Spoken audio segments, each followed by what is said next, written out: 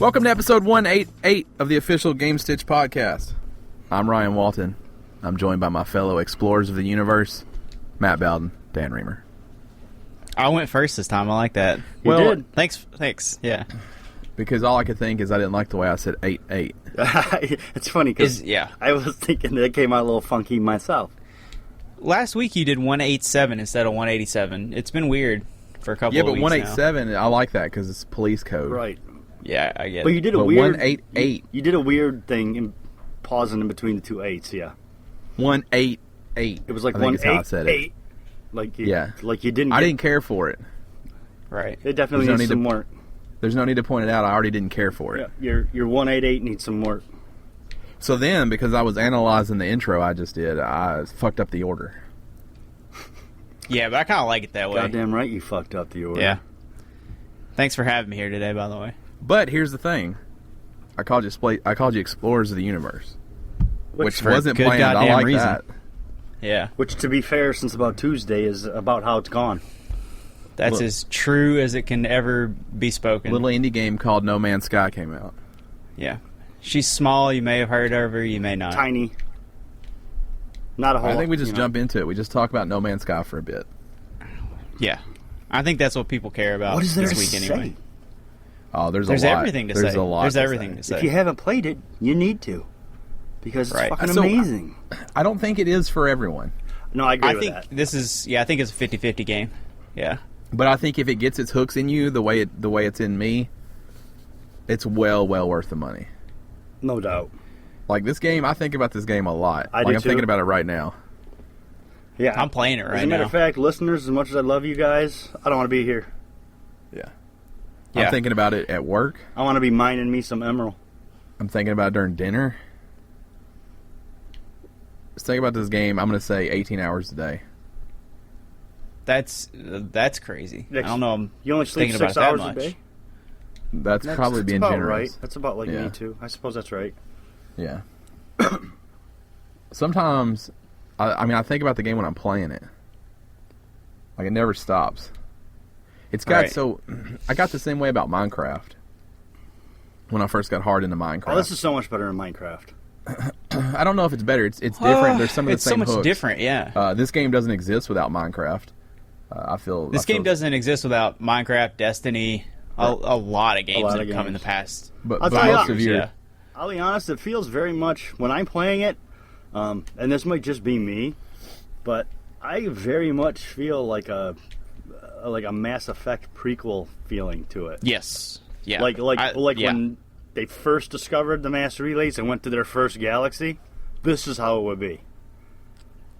Yeah. I have this very. I don't know how to explain what I feel when I play this game. That's why I like it so much. I can tell where things came from, right? I can tell that Mass Effect had a big influence on it as far as planetary scope, and I can tell that Minecraft had a big influence on it as far as, mining and stuff like that. Mm-hmm. A journey as far as interpret the story your own way, and Destiny as far as the menus because they ripped it straight out of that game. Yeah, they did. But the one thing that this game does that no other game has ever done is, like, scale. Oh, yeah. Yeah. Without a doubt. Yeah. You were Can we so... talk- Go ahead. No, you go ahead. Make your point. You're so tiny Yes. in the grand scheme of things in this, and I know everybody's talked about how many planets and how it's not just that. Like, you're not just tiny in the universe. Like, you're tiny on these planets. Mm-hmm. Like, yeah, the first time you fly off the surface of the planet and realize how big the planet you were just on is, and that you can go anywhere on it. Yeah. It's so fucking big. And you are alone.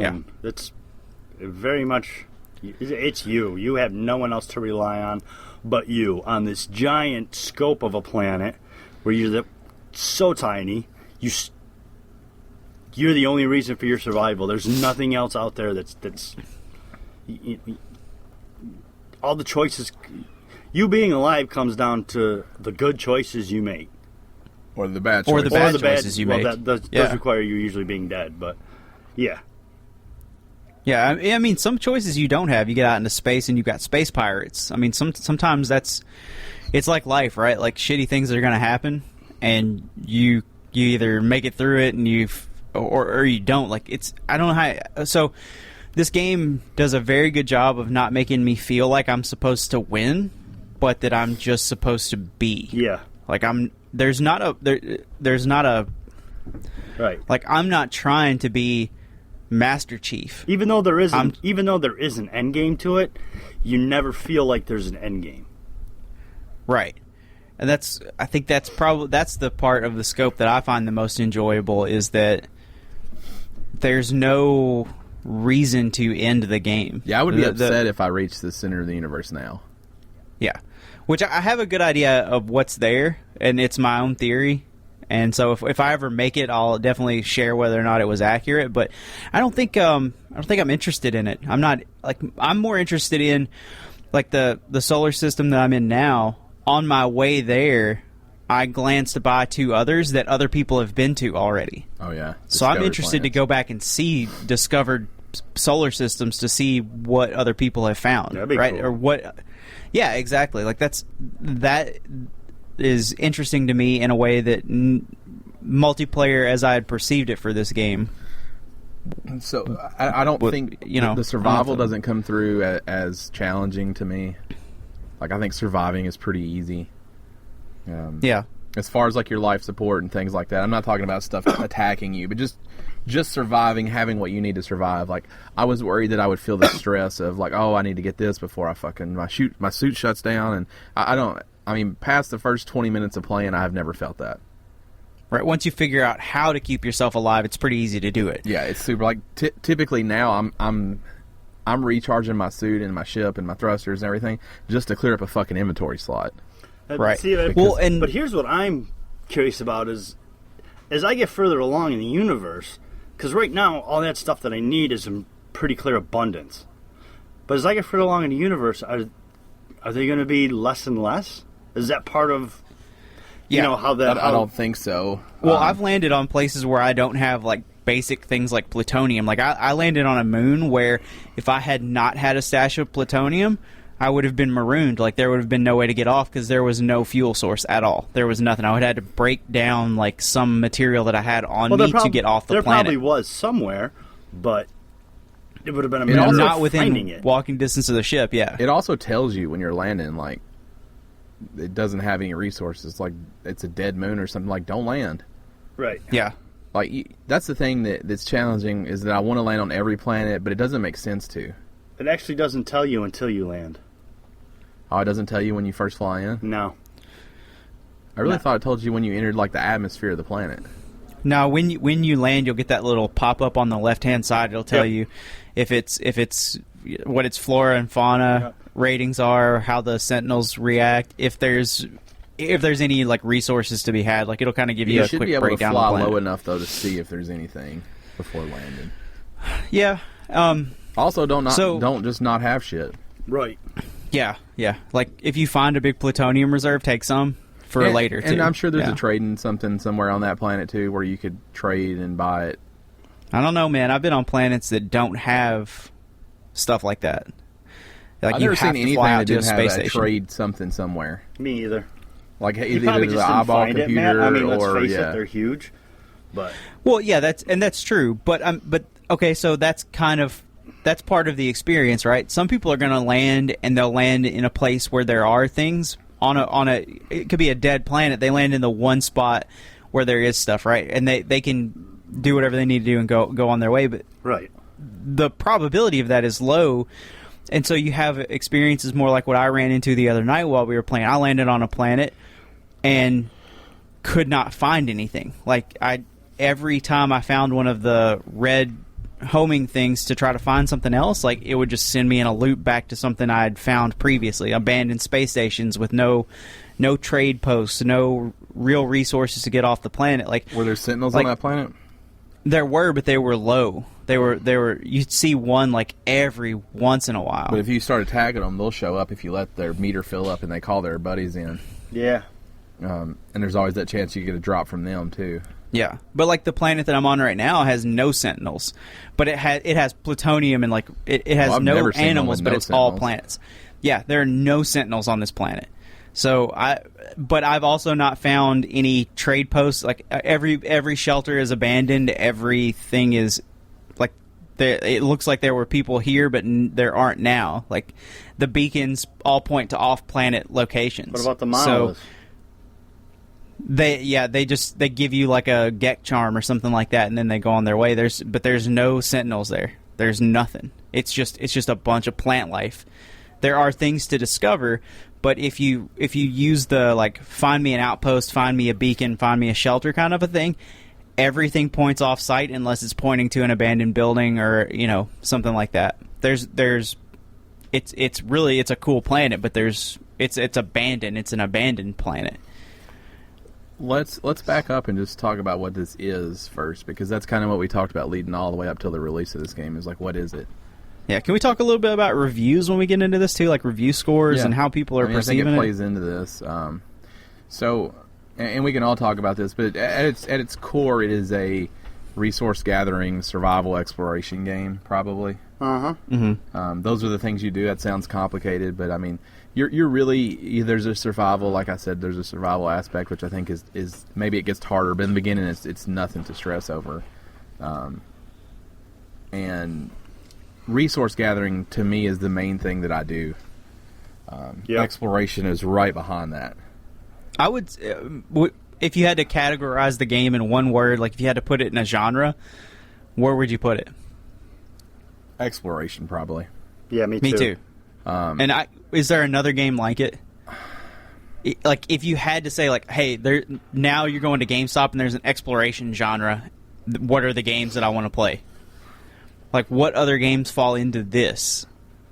I mean, there are. I mean, a lot of those like narrative-driven things. It's like those. Everyone's Gone to the Rapture, or even maybe Gone Home to a certain point, or Firewatch. If you take the story out, like those are exploration games. Yeah. Right, but I akin those more to like a Telltale experience. It's more about being told a story and you're just moving around in the world, like Journey, right? Journey, Flower. I mean, I can't think of exploration games. Yeah, but those are narrative exploration. Like, I can't find anything. If I think about games, like, I can't think of anything where the point has simply been like, relax, listen to the music, and go just see a bunch of stuff. Well, I mean, I think there is a story here. We're just not getting it yet. Well, that or you're creating your own story, right? Dan has more of a story than we do because of how he's played the game, right? Yes. Yeah, so you have a story. I would say that's fair. That narrative is there. I just think because you and I have definitely not taken an approach to get us any closer to the center of the universe, we have no idea. Like, as far as I know, there's no story. Well, I mean, so I know, so I've experienced stories through other life forms, though, right? Like the Korvax, they're telling you a story every time you interact with one. You're learning their language, right? But you're learning their language. You go to their monoliths, you get a little piece of the story, you get a little riddle, and then you go on your way. So you piece it together over however many hundreds of planets you're going to land on while you're playing this game, and you kind of get your own interpretation of what that should be, right? So it's. But I think there's an overarching story, though. There is. Oh yeah, I'm sure there is if you select to have the Atlas guide you, but you can still get it without the Atlas guiding you. Yeah, the path of the Atlas is something different. Yeah, you That's get like that story by progressing though towards the center of the universe. I believe. Yes. It doesn't matter like what planet you're stopping on as you progress. If you're progressing and you're going the right way, I think you start to get that story. Yes. Gotcha. That's correct. So yeah, I mean, I would say it's exploration, but for me, when I play it, like resource gathering is always the top of my list. Like, even though I want to see everything, like as I'm flying around, I'll land every time I see something that I want. So I'm constantly up and down, up and down, up and down in the ship. Right. Well, you got to make sure that you have the stuff to save yourself later. Yeah, to me, it's about getting money so I can get bigger ships so I can hold more shit. Right. Like, that's where the loop is for me. That's like, for right now, my loop is I am trying to get the resources I need to upgrade the things in my ship. Right. Because I'm not even at that point yet, but you have much better much better equipment than I do. You have a better ship. Your exosuit's way more upgraded than mine. Yes. So and mine's like, my game feels completely different because I'm cataloging things. Like, that's what's interesting to me is like, hey, here's this planet, here's what's on it, here's what I'm going to call it, here's the scientific name for it. Like, yeah, it's right behind that for me. I mean, it's exploration is like right behind resource gathering, like right behind it, because I love seeing the new stuff too. But more than exploration, like the minutia of going into the start menu and like cataloging and categorizing and naming things, I think that's fascinating. But just 3 planets in, I can start to see that there are going to be animals or wildlife that is very similar on every planet. Mm-hmm. Yes. Well, in a solar system particularly, you will see a lot of, like, whatever the Goldilocks planet is, the next closest Goldilocks areas will have similar things, and then the further that you get away, it's going to change more. But I've been to 2 systems, and I can clearly see that I'm going to see the same kinds of things. Yes. Yeah. So, I mean, and that's still fine. From what it looks like with the aliens is that if they take or with the wildlife that you find, there's obviously an algorithm involved, but that algorithm itself is of a smaller variety, and that's what the algorithm is used to create the wildlife. So, I might see, like, let's say a goat with one giant horn on its head and no tail, whereas Ryan, you might see spikes on the goat's back with it a different color, walking on 2 legs with a tail, which is right. It's very similar to the same animal, but the algorithm has created minute differences. So I think some of that even may be tied to something that, with the final number that the planet spits out. Mm-hmm. So the planet itself may influence what the wildlife looks like, but I do see similarities. It's something neat. There are already people who are trying to go back and figure out what all of these animals came. Like, what is the animal itself? Like, what's the original form? Yeah. And they're trying to already like line stuff up and where it came from, and so they're trying to trace evolution of AI animals. Yes. Which is, but isn't that cool, right? Like that's where the game's at. They say that everything everything that was designed, all the components belong to like the originals, and they're trying to trace back to where everything belongs. Yeah.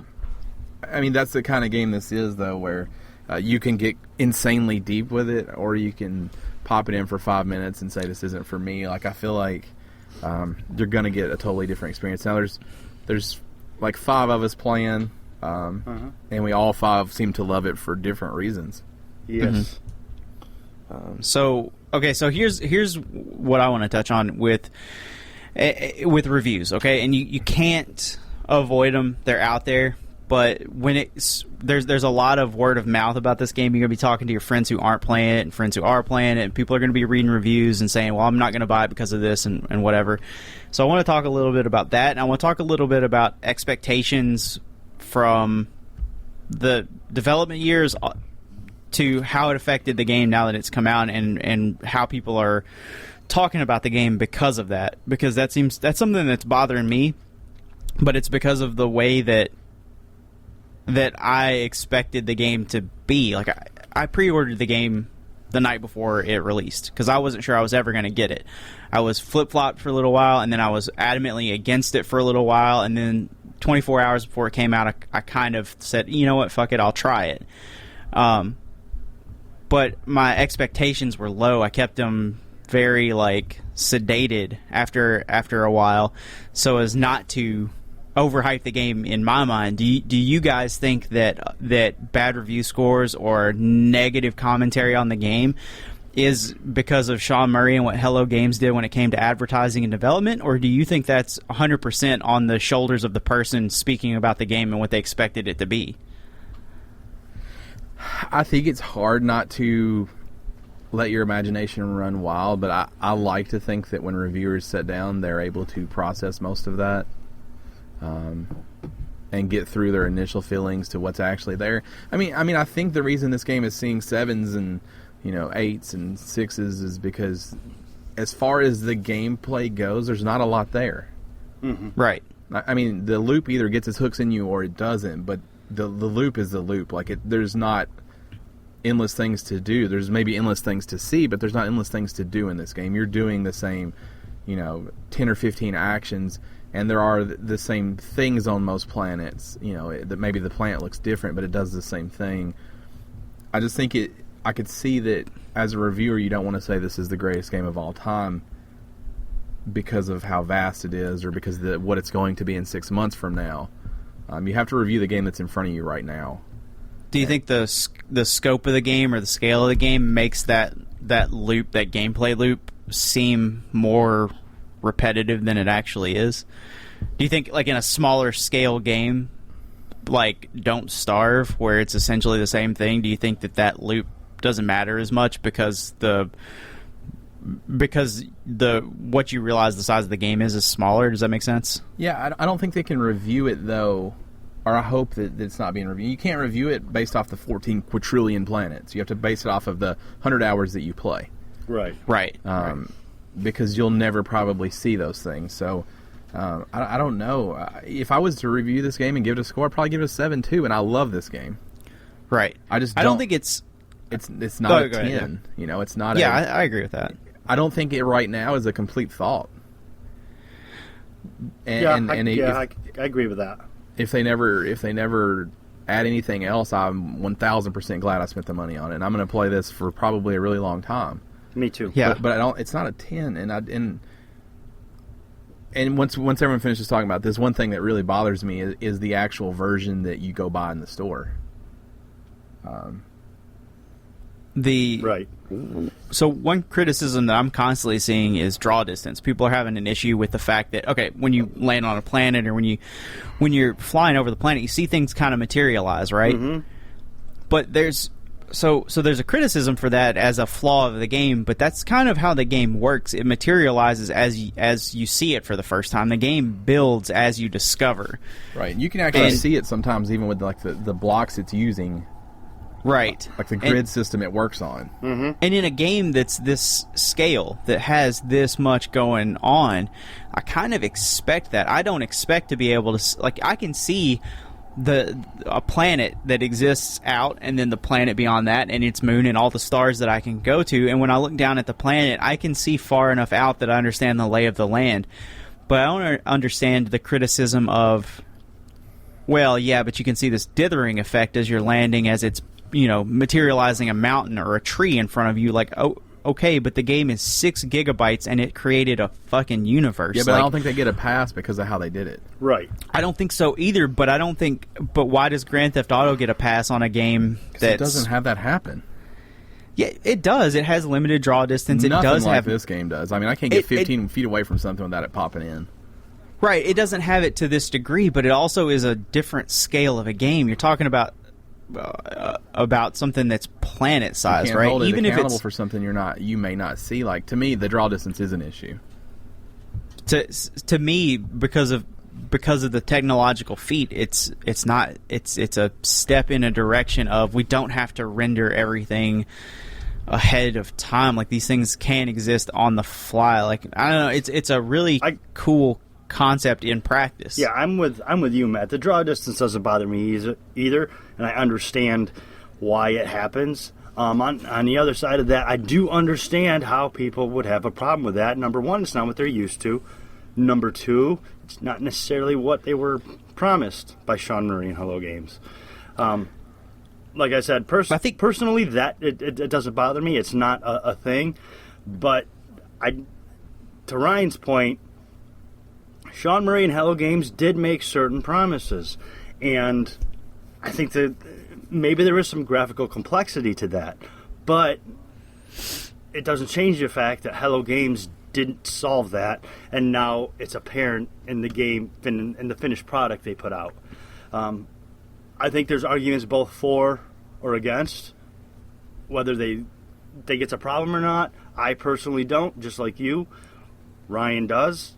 I don't know, but I think in the big scheme of, in the grand scale of this game, I think that drawn distance is, while it's a flaw, I think it's one of the least concerning things about the game. Yeah. I have so much other things going on my mind on what I want to do on these planets, what I'm looking to collect, what I'm trying to explore and discover and trade my stuff, and I need more plutonium for my warp drive The fact that this rock showed up just a few seconds too late doesn't really occur to me, even though I see it.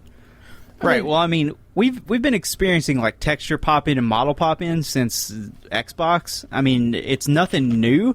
The fact that this game on so little resources is able to create something in the scale and still, and it's going to have to pop in, like that doesn't bother me. I think one of the things when you're looking at this game critically that you have to keep in mind, I think you have to keep it in mind, or you're doing a disservice to the game, is the accomplishment of the game, like what the game is doing. You have to you don't give it a pass, but you have to say, okay, well, the draw distance is short, but look at what the game is. Look at what the game has accomplished. Here's the thing: this game was $59.99, just like all the other AAA titles. This game has to be reviewed as a $59.99 game, just like all those others. Oh, I agree. So whether it's Grand Theft Auto, which was $59.99, or Call of Duty, which was $59.99, or even, I don't know, one of the shit games, fucking the Duke Nukem reboot that was shit. It was still $59.99. In the end, those all get reviewed and compared on the same level. And I don't think that the fact you can't take into account that, okay, well, this one's only 6 gigs and this one's 50 gigs. In the grand scale to the consumer of what these games are, that is an irrelevant fact. They have to get grade on what do I get for the price.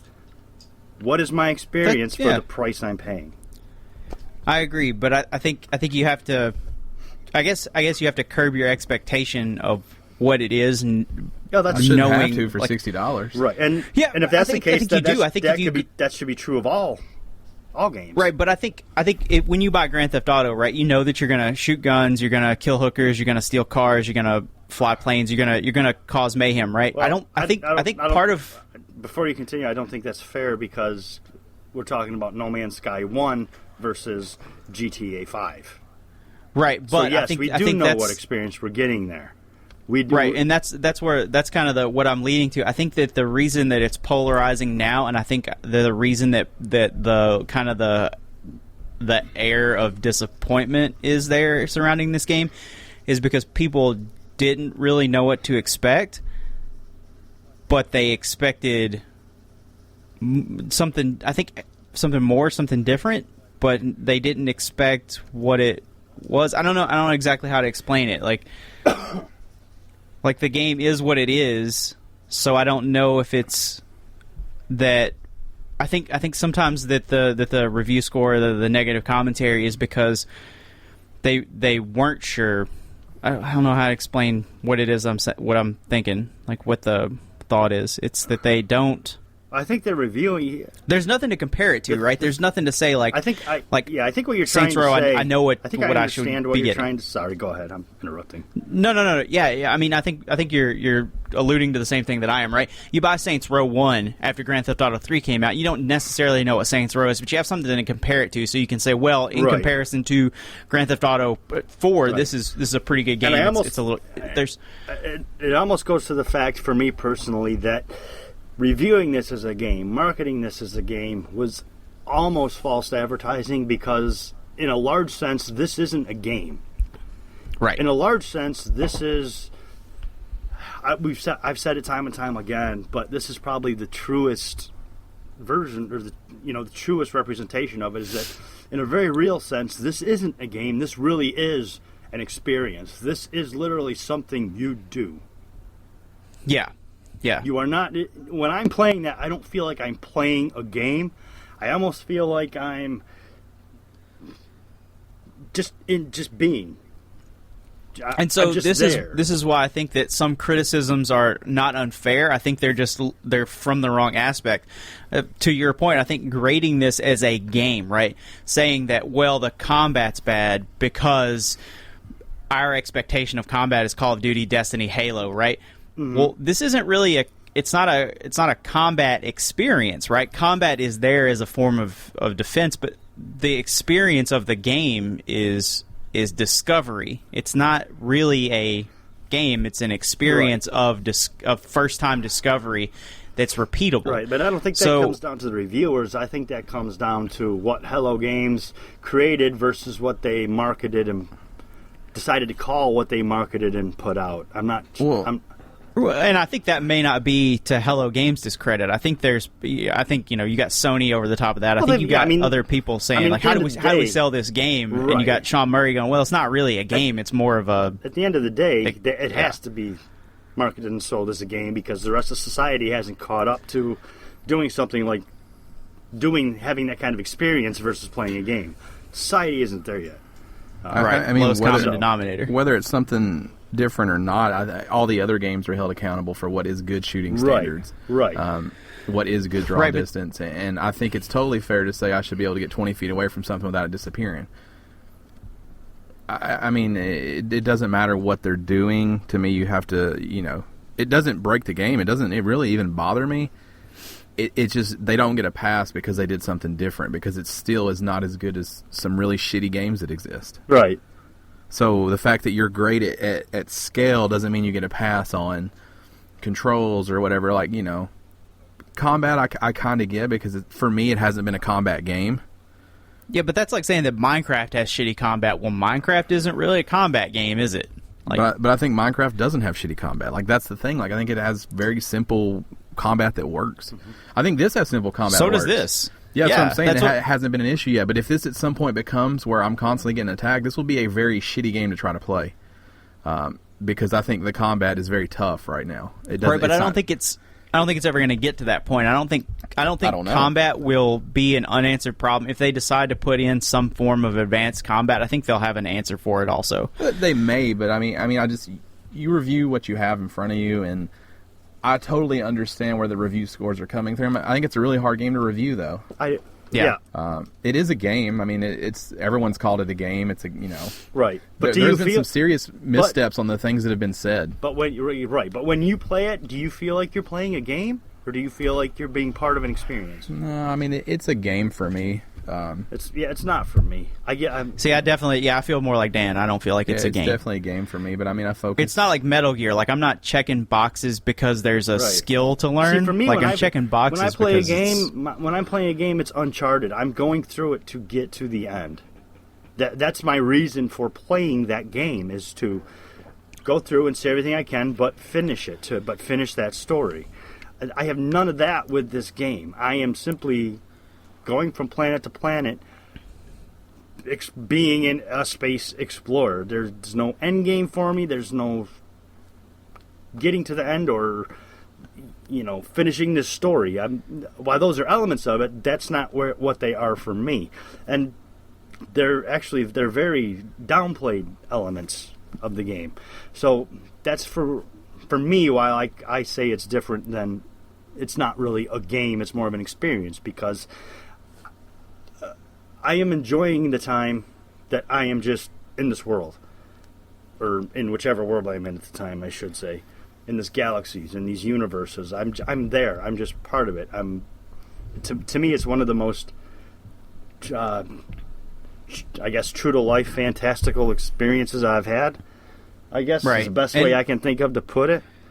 And if you had to funnel it into, hey, this is a game, I think conceptually you're talking about more of a Minecraft experience, right? There's not really an end game in Minecraft. There is, but you don't have to go seek it out. But if somebody who doesn't play games walks up and goes, what is this that you're playing when you're playing Minecraft, and you're building a fort, and you try to explain to them what's the game, right? Well, it's just to do whatever I want to do. Well, this falls conceptually into that same thing. It's to me, this game falls into Legos. It falls into playing pretend, like putting jigsaw puzzles together. Right. It's a game. It's a form of entertainment that is a game, but it's not a game the way that when you say video game, people imagine They imagine either a sports title, they imagine a shooter, they imagine a race car game. It's a video game because you play it on a video game console, but conceptually, this is you get what you put into it, like you make it your own. I guess the easiest experience. Yeah, I guess the easiest way for me the way that I would explain it to someone who wasn't familiar with gaming or didn't know a lot about gaming, I would say, okay, for me, video gaming is a hobby. It's something I do to escape from the world. No Man's Sky as a game is the epitome of that. Feels like a hobby within a hobby. Yeah. It is the epitome of, like, escape from everything. Like, go relax. Like, I've never felt more relaxed playing a video game. Because the music's good, the sound's on point. I don't feel stressed, like Ryan was saying. I can just hop in. I can see some stuff for as long as I want to. I can go fly around space, which is mind-blowing to me to see space in this scale. And science fiction and space and stuff like that fascinates me. I'm in love with it. So this really, like, hits a lot of high notes for me, like, as a kid growing up, like, what I loved. So for me, this is, like, Metal Gear is my...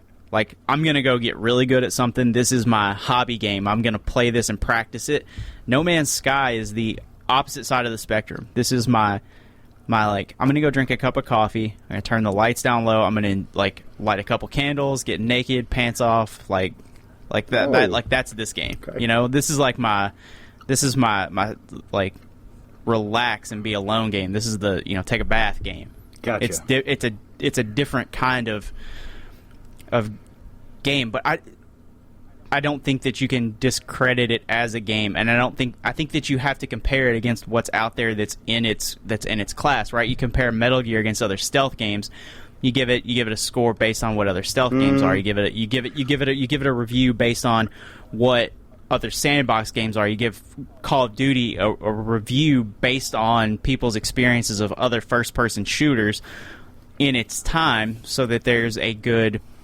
You have to have a litmus, right, for anything that you're telling people about. So that's the first thing people ask. Well, what's it like, right? So when somebody goes, "Hey, is Call of Duty any good? What's it like? What's something else I play that I would like?" You know, it's like this. Well, what's No Man's Sky like? What's something else I played that's like that? Fucking nothing, man. Like going to work, like driving and going to work. It's a lot like that. It's a lot like going to your mom's house on the weekend or going to mow the yard. It's something that you can find things that are closer. Yeah. To what it is. It's a combination of things, but I mean... Elite Dangerous, Minecraft. Yeah, I mean, there are things like it. There is nothing like the scale of the game. No. But standing there watching me play for 5 minutes, I don't think you can appreciate the scale, even if I try to show you. Right. Yeah. But at its core... It's a pretty individual experience. I think lots of gaming experiences... Or lots of games are experiences, and to me this is no different. I mean, it's a game. Right, and I understand that. To your point, I understand that it was put out as a game, it was marketed to the public as a game, so it needs to be reviewed as a game. And Matt, to your point about a litmus and all that, okay, when they test cars for safety, you know what they do? They take the cars and they test them for safety and they give them a rating. They don't say, okay, well, this is a truck, this is that. They get a rating. But they have a criteria based on what's expected of them, right? Yeah, but they don't say this one got a 4 because it wasn't as good as the Dodge. It got a 4. It got a 4 because it didn't do as well. Right, but it has a criteria. Like, there is a base level for what that should be. Like, I don't think No Man's Sky has a base level for what it should be at. That's the point I'm trying to make. There is no litmus for this game. Sure, it has menus, and you can compare those menus to other menus. Sure, it's a sandbox game, and you can kind of compare it to that. But there's no baseline for like this game. Nothing has really come before it that's not exactly like, but it's close enough to it that you have a good, to be honest, baseline. So you're reviewing it based on things that aren't really like it. And to be perfectly honest, Matt, that's probably why you're seeing it getting 6s and 7s and 8s.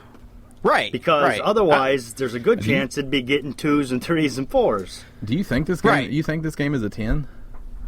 Do I? No, I think this game is a 7. Yeah, I mean... But I think there's some unjustifiably negative commentary about it. I think if you review the game based on what we expect from video games, I think it's a 6.5, 7, 7.5 if you're like being really fucking generous and you love it.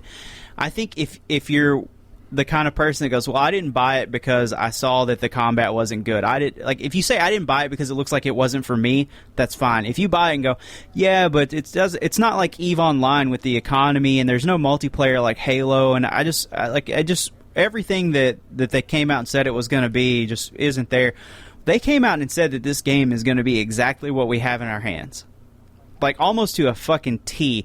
Every time somebody said, "Hey, Sean Murray, can you tell us a bit about multiplayer?" He said, "Well, it's not traditional multiplayer, and that's all I'm really willing to say." "Hey, is it going to be VR compatible?" "Nah, not really, but maybe in the future." "Hey, is it going to be this?" He would deny everything. But when he showed the game off, he would say, "This is what the game is." He said, "Here's some combat. We're going to have to trigger it because there's not a lot in the game. Hey, here's mining. Hey, here's what space travel's like. Here's what the scope of the game is."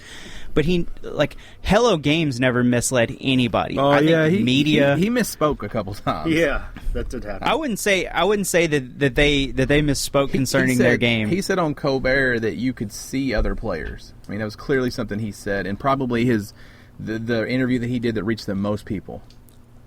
And that is why people are flipping out that you can't see each other. Two people found each other on the same day or the same planet on the same time and went to the same place, and they don't exist. You can't see each other. Not only that, but it was day on one and night on the other. So I mean, he has misspoke. Personally. But I mean, can that be?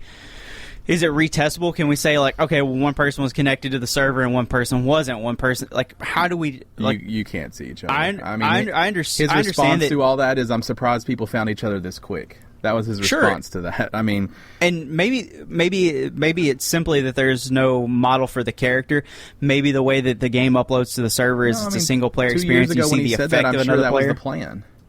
Sure, but I don't think that the game is not meant to find another player. Sure, eventually if you can't, that's fine. But I don't think that gameplay-wise anybody was misled. I don't think that he promised the game to be a multiplayer experience. He always said it's multiplayer, but not the way you think, right? He's always said it's multiplayer in the way that you're going to be able to see the discoveries of somebody else, not in the way that you can get together and go play the game. To clear that up more with people? It was made very clear. We did a podcast back whenever they said there's no multiplayer, not the way you think of it. It's the first time I ever said, you know what, I'm not going to buy this game. I'm 100% out because I thought that we would be able to travel together and explore together. But it's 3 years of imagination that ran wild until you make that statement. But that's not Hello Games' problem. The problem... They can't get a pass. I mean, they don't get a pass for that. They can't come out and say no to everybody's speculation either. They can't come out and say, hey, this specific thing that you're speculating on, it's not this. This specific thing, it's not this. They came out and affirmed what the game was. They did not come out and say everything that it wasn't because everybody's imagination did run wild. I think if people are critically slamming this game because it's not what they expected, that's a problem with the person who's giving that statement, not with what the game was advertised to be. I think a lot of what you're talking about is not what the critics are saying, it's what other people are saying, because critics are right in line with what all of us are saying. I mean, this game has an average score of 70.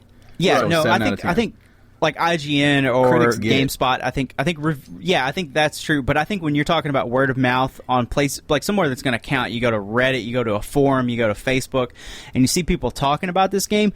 That's going to hurt this game in the long run. Is people not being able to keep their shit in check when it came to what this game is supposed to be, right? This is standard operating procedure when you want to announce a game 5 years before it comes out. This is what happens. Sure, but people have to fucking suck it up a little bit and say, hey, it's my fault if I don't like what this game is because I expected something else, not because Hello Games came out and told me I was getting something else. Seeing something 2 years ago and it taking a lot of changes, even if they cleared them up a month ago, if they didn't see that, there's no problem with them bashing it because what they heard it was going to be from their mouth is not what it was when they ultimately got it. Yeah, but ignorance isn't an excuse on both sides, man. Yeah, you announced 5 years ago and you do 1,500 interviews, shit's not always going to line up, and I think that is 100% agree with that. But the ignorance of the person to say, well, the last thing I saw on it was 5 years ago. Okay, well, you don't get a fucking pass either. They don't get a pass, so you don't get a pass, right? I agree. But it goes both ways. Fault on both hands. It's the Hello Games is not completely innocent here. Yeah, but I don't think Hello Games is 100% to blame for the word of mouth. Like they took Sony's money. I mean, that's ultimately their choice. Sony pushed this game like they've not pushed anything in a long time. I think they knew it was special, and it is special. Like, I'm trying to be realistic about this game. I love this game, but I understand when people say like it's not for me. Like, I have no problem when I read a review of, like, from a consumer, not from a critic, and they give it a 4, and I read it. Like, I understand. It's not what you thought it was going to be. But when they give it a 4 and say, I don't like it because it's not like Destiny, well, it never was supposed to be like Destiny, so your opinion of it is wrong. Is okay. Like, it's okay to say it's not what I thought it was going to be, and I didn't like what it was. Like, that's okay. Right, but it's not okay to do that and say, well, whenever it was talked about 5 years ago, it was going to be this, and I bought it thinking that. Well, okay, well, that's on you because you didn't research the fucking game. That's not... But if you got it and what it wasn't something you liked, I'm perfectly fine with someone not liking it. And so is everyone else because they bought it. Like, sure, as long as they're buying it, these places don't care. I think it's on the person who's making that statement to say, but... It's because it's my fault, not Hello Games, right? I bought this game because the information I saw 2 years ago. That's not what I thought I was buying. But that's my fault for not reading a review yesterday and making sure that it was a game. I say stuff for 6 years that's totally not true, and the day before the game comes out, clear it all up, and everyone just have to live with that. Like, that doesn't work either. No, because I don't think it's been that. I don't think that we've had misinformation for 5 years on this game. I think we've had a lot of speculation from the media, and you've had misinformation. And you've had a lot of Hello Games and Sean Murray coming out and saying, well, hang on just a second, you need to check yourself at the fucking door because that's not exactly what we're working on here. Like, a lot of Sean Murray for 3 years came out at E3 and said, hey, let me show you this game. It's nowhere near done, and we're not exactly sure what it's even going to be yet. But this is what we're working on because Sony wanted us to come out here and show it to you. Like, that's the first 3 years of development on this game right there. There are plenty of things that I think when they were said, they were meant, and it just didn't work out that way, but... you should watch something on this game if you're unsure about it because the loop that is there is something that you can see in 25 minutes, and if that's the kind of for sure, if that's the kind of thing that you can get into, which clearly we haven't had a problem with it. I think that I think I'll be playing it for a long time, but I think my one criticism of the game is density. Like, if there's anything I had to complain about, it would be density. There's everything's so sparse, but it's planet-sized. Well, I have a problem that if in 10 years you want to show this game off to somebody, what you'll be showing them is completely different than what you're playing right now. Because the game that is on the disc is nothing like the pre-patch version, or is nothing like the patch version that everyone is playing. Yeah, but I mean, World of Warcraft is nothing like what World of Warcraft was when you first bought it either. World of Warcraft, the latest expansion in 2 weeks, isn't the same expansion that you bought 2 weeks prior. Yeah, but this is a game. I mean, Destiny isn't the same game now that it was. You can play by yourself in 10 years from now, but this is. Yeah, it is. Warcraft is like 20 years old at this point. Yeah, but are you going to jump in 10 years from now and play by yourself? No, but you're going to jump in 10 years from now and play. Right. But what I'm saying is you can't. 10 years from now, when people are like, what is No Man's Sky? When you put your disc in, if this service is not there anymore, what you're showing them is not what you played because that stuff doesn't exist. This game is totally different. Like, you can only store 100 per stack in the pre-patch version.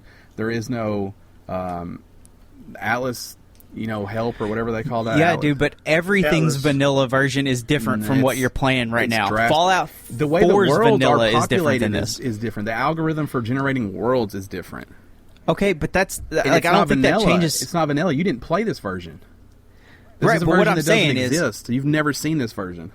If you uninstall the update and disconnect your system and put the game in, you're going to play the vanilla version of No Man's Sky. Which is nothing like you just talked about right now. Okay, but what I'm saying is there's no game that you're playing on your console right now, there's no game that you've played in the last 10 years on any console or PC that a month after you've put the game in is the vanilla version of the game. Grand Theft Auto 5 right now is not the vanilla version of Grand Theft Auto 5 that came out 2 or 3 years ago, and if you ever uninstall it and pop that disc in and you go, hey, this is Grand Theft Auto 5, and 10 years down the road they don't have that available, they pop it into a disconnected PS4, they're not playing the same GTA 5 either.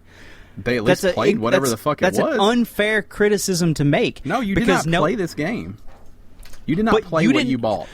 You've never played vanilla Grand Theft Auto 5 either, unless you have. No, you haven't. Anything that doesn't have a day one patch. Grand Theft Auto 5 had a day one patch. It's like it coming out and saying, "Hey, the city's completely different than what we put on the disc." Like Destiny had a day one patch. You're not playing everything what it was then. Everything has a day one patch. You're making an incorrect criticism on this one. No, 100%. Really not, because my problem with this is that in 10 years from now, because I keep shit, because I collect shit, if I put this in, I wouldn't know what to expect. Because the way the entire game works around generating planets was completely changed. The gameplay is the same. The loop is going to be the same. You don't know if the gameplay's the same or not. My point is that you never played what the original was, and the people who did said that it is night and day. Like this, you're not even talking about the same game. Well, you can go play the original right now too, and then you have everybody still owns the vanilla version of the game and the updated version of the game. You can play either one. In 10 years, this game won't be the game that we're playing today, and that's not a criticism because you can't go back and play vanilla World of Warcraft right now, and if you make a server with vanilla World of Warcraft, when you put it on, you're going to go, oh, this is nothing like what I'm used to. There's not this class, there's not this, you can't stack, this item doesn't exist, this jobs, what are jobs? Like you're talking about a game that is going to change as they update it going forward. And that's fine, but what was on the disc is not the game that you're playing. And I personally can criticize that because I have a problem with that. So the World of Warcraft disc that's in my drawer is not the World of Warcraft disc that's on my computer. It's okay to update, but what I'm saying is the initial game you were playing. So say I live somewhere where I don't have internet. The game they are playing is not the game you are playing. And from everything that I've read, that game is like a 2. Like, that game is not good. That's every game, dude. It's not. I don't think you understand the scale in which it's different. I don't think you understand that the criticism you're making is that it's okay for every other game to update, but not this one. How is it not okay to update? It's not okay to completely change the way the game works. Why? World of Warcraft does it. I'm going to stick with the World of Warcraft example because it is, at this point, it is not the same game. Diablo 3 is not the same game that the vanilla version of the game was. The first time that I popped it in and played it, Diablo 3 was not the same game it was that a week later when they patched it, updated the game to. It deleted the save file. The game that you're playing on PS4 is not Diablo 3 the day that it came out. Sure, they changed, they upgrade things, they fix bugs. They don't change the way they... I mean, Mario doesn't all of a sudden... Run right to left instead of left to right. Okay, so that's an unfair criticism of the game to say that it is somehow that's flawed my criticism, because it's... and I'm allowed to have that because if I show somebody this game way down the road, I won't be showing them what I experienced. But it's a double standard because if you show somebody Diablo 3 way down the road, it's not the game that you experienced. If you show somebody Grand Theft Auto way down the road, no, it's not. It is totally because the game is still the same, whereas this generated planet's different. The whole gimmick behind this whole thing is how these planets are generated, and that's not what you have on that disc. I don't think that that if a planet is randomly generated based on an algorithm, I don't think there's a way to say this way is so different from the other one that if you put it in, you wouldn't have a good handle on what No Man's Sky is. That's silly to say. It's not an agree-disagree with me thing. That's something I have a problem with. And that's a criticism that I think about when I'm talking about this game, because it's to me that's not okay. It can be fine for you, but to me it's not okay.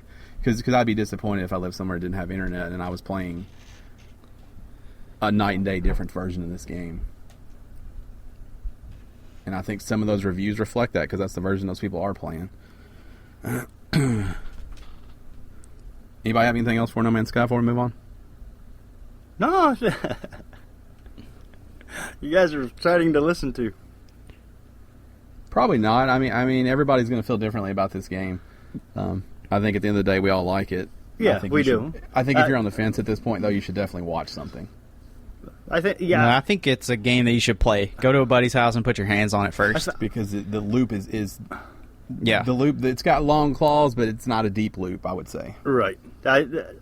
I'm kind of with Matt. I think everybody should minimum red box it before forming an opinion on whether or not it's for them. I don't think don't think videos do it justice. No. I don't think word of mouth is going to do it justice because I literally think this is one of the very, very few games out there on this drastic of a level where everybody's experience with it is going to be completely different. Granted, right. The basics are the same, but yeah, I don't actually think the experience is different for us. The way we're interpreting it is. I think it's a polarizing game because it's so subjective. Yeah, because I really think when I see the things you guys send me, like I really think our experiences are way more similar than we realize. Yeah, but the way that we're taking it in is way, way different. Yeah. I think it's so subjective that. Like, if you don't have $50 to blow and you're not willing to just go into it blind and accept it as what it is, go red box it because it's hard to tell you how you're going to take the game. But And it's hard to. What you think? Hour, 2 hours is way different than what you end up playing. Also. Yep. Yeah, I mean, I think so. Well, I think the first hour is you're not sure what you're doing. Play, right? Right. So I don't know. Like, if you red box it, you probably have to play it for a few hours. Yeah, I mean, I think you got to give it a day because you got to give it a good. Well, I've 8 hours. never rented something and only played it for an hour. Well, if you jump in this game and think like this is what this is, like it's not. It's not. No. It was probably 4 hours in before I found that loop. For me, because it took me forever to get my ship fucking fixed. Well, I mean, like Gerald still hasn't left his first planet, but he found that loop. You find it. He could. I don't think you have to leave the planet, but I think there is a certain point. Dan did the digital copy so he could play at midnight. Right. And we were playing Rocket League or tabletop racing or something, and it was a lot of dang on. I don't know what the fuck I'm doing right now. What am I supposed to do? Yeah, I don't know what the fuck's happening. I think the loop's different for everybody too. My loop is going planet to planet and just seeing the planets. Gerald's loop is tearing a planet down to nothing, making money, right? Your loop is a little bit of both. Dan's loop is what do I have to do to progress the story and explore? The loop is different for everybody, but it's comprised of the same 10 things that you can actually do. And right? I think you find it at about the same point, no matter what that loop is for you. Right. But because there's no tutorial, everybody's loop is a little bit different and Matt, too, right? I think that's to go back to the everything. It's kind of funny. Everything in this game is generated on an algorithm. You're talking about the 10 different things you can do that's different for everybody. The thing is it's kind of an algorithm in itself because everybody needs to do those same 10 things, but they're all the way they're that all you in a different interpret order. the importance of them. And they're all in a different order. So there's 1,000 different ways you can play this game. Yeah, right. The gameplay is algorithmic. It's organic because every person interprets the gameplay a different way. I think you just have to remember with this game is it's not like a giant world or giant. Just it's not a giant. It's not what it is. It's a spreadsheet. Yeah, these planets aren't just out there with everything on them. It's a spreadsheet that is going to happen when you get there. Yeah, and. So you're going to see things that are similar because it's pulling pieces from that, but that is what allows every planet to be different because it is a giant Excel spreadsheet and it's pulling a little bit from everywhere. Yep. But yeah, if you played this game and it didn't get its hooks into you, write into us, podcastgamestitch.com, because I would love to know what didn't stick. Yeah. Me too. If I could see if you don't like resource gathering, you don't like exploring, you probably shouldn't have bought this game. But if you did, I could see those things. But if you are into those type games and you got this, I'm interested to know what it would, because it was once I got my ship together and I wasn't out doing something specifically. I didn't leave my planet, but once I didn't have a specific goal, that's when the game started to hit me. That's when it started to grab me. When I was like, "Fuck, I can't carry everything." Yeah, I want all this, but I can't carry everything. Yeah. But then when you zoom out and you see that how big the universe is, you're like, I don't need to carry everything. Why would I fucking try to carry everything? But there was a real aha moment where I finally had to sell everything I have because I held on to it for way too long. Right. I wanted to keep everything. Right. I wanted to sell stuff, but I wanted to keep some things. And you just can't. I'm curious, Gerald's never left the first planet, right? He's never been into space. Well, I don't think that's entirely true. I think he has gone up and sold stuff. Yes. Gotcha. He's never been to another planet. Has he ever looked at the galactic map? I don't know. No. I think Gerald's idea of I'm gonna mine this planet to the end. I think that he hasn't realized how big everything is yet. Yeah, but he also had the benefit of being on a very resource heavy first planet. Right. It's full of the emerald, and so he's making crazy money. So it's not like if he'd have started on end, well, he wants a bigger ship and things like that before he starts his journey. But had he started on something that was, my first planet, we got extreme temperatures. It was cold. A lot of stuff was out there. The Century was medium. It wasn't the greatest place to be. Yeah. So had I started on the moon that I spent the most time on, had I started on there, I potentially might still be on the first planet because it was fucking full of life and it's full of resources and gold was everywhere and emerald was everywhere and it was fun to be on that planet. So I can see how you can get stuck somewhere, and as long as you're making a lot of money and want to have upgrades before you start your journey, I could see. But I don't destroy a planet the way he does. I don't take everything. I care about the place that I'm on. Right. Whereas he just brings the bulldozers in and the backhoes, and then he just fucking pushes the rainforest down. He just comes in like the finger of God and destroys stuff. Yeah, when he leaves, you can tell there's nothing but just a burnt hole left. Right, don't worry about going to Gerald's solar systems. Right. Now, I will say, you guys have the plasma grenades. Yes. That's the way to take down a fucking big rock. That's the way to take down pretty much everything. If you want to really take something down, that's the way to fucking take it down. Steel doors, I'll tell you what man. else they work good on. Stuff shit in the sky. Flying wildlife. Oh, yeah. Well, I don't like to kill things. Really? I killed my first thing last night, and that was so I could scan it. I know. Yeah, well, the flying stuff is a real son of a bitch to scan from the ground. Yeah, it is. Yeah, that's why I killed it. Here's the worst They part, need to though, patch that. is I killed it, and I couldn't find where it landed. Oh, no. And so then I just scanned one. And it turned out I didn't even kill that other one. Yeah, I don't know what the trick to scanning stuff in the sky is, but they need to make that easier on the next patch. They need to make it, like, super simple because they're very hard to scan flying animals. So one of the things they talk about, you know, that Sean Murray says we want to have these galactic freighters and we want to have base building. That's the next things we're working on. Right. You know, so as much as I love to build, I don't actually think building in this game is going to be what I love. No. Because I very much feel like a nomad. Like, I'm going to keep moving. Yeah, I don't feel like I need a place to return to on a planet, but a freighter. If a freighter is a mobile base, if I can hold store stuff, things, I can store stuff.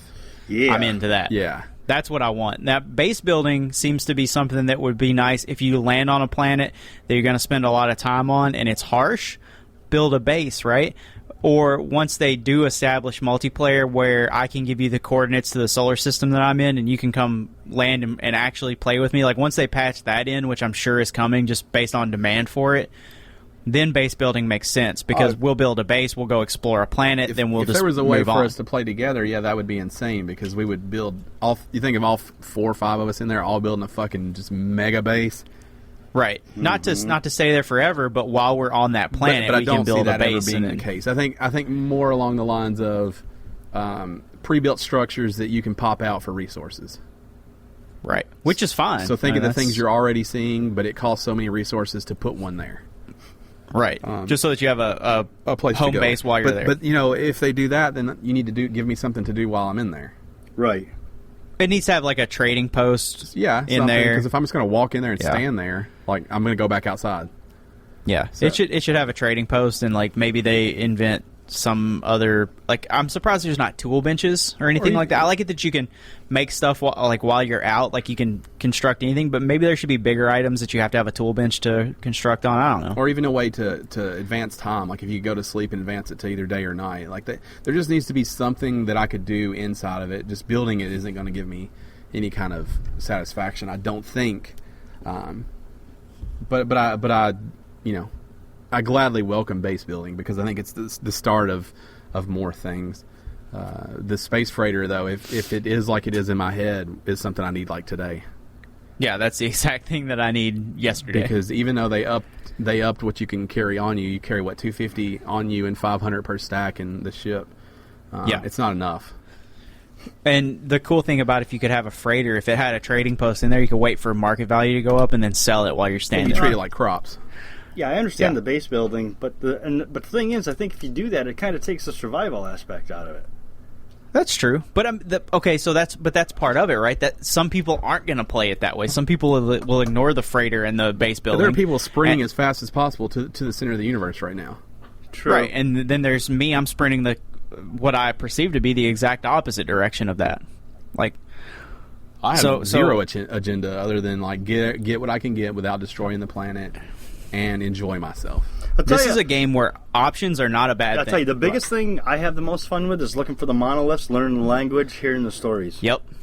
I like that part, too. What pisses me off about the language is I know like 50, 60 words now, which is not a lot. You know, some of you know way more than that. The problem is that in 50, 60 words, every time I talk to somebody, like entity is like the only word I know. Yeah, dude, try knowing 120 words and the only thing you ever understand is traveler. Yeah, I see traveler a lot. Last night, it was a big, long paragraph, and the only thing I could read was experiment 4 times.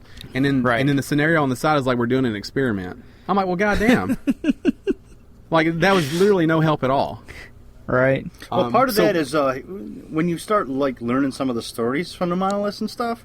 Some of that is figuring out like what type of race, whatever you're like what their culture's like. And I'm sure you guys, I don't know, you guys maybe not be far enough to even be into that or read far enough into the stuff to understand, but there's clues to their culture and all of this stuff, and that gives you an idea of how their culture works, which helps you to understand what you're supposed to do. I also think when there's 3 options, there is a really right answer, a right answer, and a wrong answer. So I think two of them still give you something. And I'll just give you an example. Yeah. Say you're, you come up on a really scared alien, and he's super scared because he's got battle plans up on his computer, and so he hands over your gun. He tries to hand his gun to you, so he doesn't have to go to war. What do? Clearly, you take it, shoot him in the head, and take the plan. No, you don't take the gun. In this case, because I knew enough about the culture, I didn't take the gun, and I was rewarded by your superiors because they were watching on camera. Yeah, but I had another one that was very similar to that, and I didn't take. Or I think he offered me a weapon or something. I didn't take it, and then he felt like I was still aggressive because I didn't take his offering. Right, and that probably has something to do with the way their culture works. So it's probably a warrior culture offers up their gun, you take it. You know, Matt had one. As a show of respect. You know, Matt had one, and he told me what the answer was the other night, based off of what his play was. It's fucking wrong on mine. Well, it depends on the... Well, I mean, there's also, like, super simple stuff just between, like, the Gek operate on oxide. So even though you know from, like, when you go to the Korvax, they're like, hey, I need a fuel source. This silicate is the best one. You go to the Geks, and you're like, hey, man, I know that you're asking me for iron, but I happen to know that Heridium's better. If you give them Heridium, they're like, I needed an oxide. Like they're culturally different. One's on fossil fuels, one's on right. But a lot of times you still get fuels, a blueprint or get whatever it is. I think there are different levels of like rarity and what they. I promise you, there are times you will get nothing.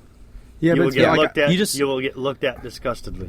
I think 3 times in all the ones I've been to have I not got anything, and I don't believe I was just right that many times because most of the time I'm guessing. Yeah, so, I mean, I fucked up monoliths before. You know, because what you perceive... What do you have to do to a monolith? So, like, a monolith will give you a riddle every once in a while. Yeah. All the ones I get always just say, teach me a word. I don't think you've been to a monolith, and I think you've been to a plaque. No, I've been to monoliths. Monoliths have... Not all monoliths do riddles. Yeah, I've never been one that does a riddle. Every one of mine just says, teach me the language. No, trust me, I'm an interpreter. They're always like... I know. I'm whatever's above interpreter. I've got 120 words. I think it was whatever the next step up is. I've only got like 50, but all the monoliths I've been to, and it clearly says monolith on my screen, so there's no way I'm confusing it with anything. Oh, see, for mine, they're all riddles. It'll be like, hey, this like robotic bird reaches out and wraps his claw around you, and it looks like it's hurt, but it looks like it might kill you.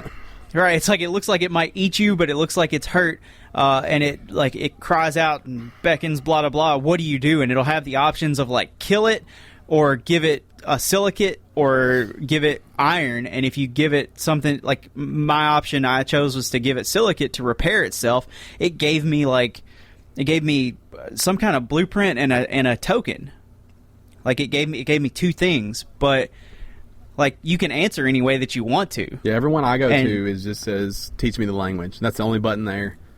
And you click it, and it teaches you a word. There's plenty of those out there, too. And sometimes you get stuff with the word, like, you know, it'll give me something else with it. Yeah.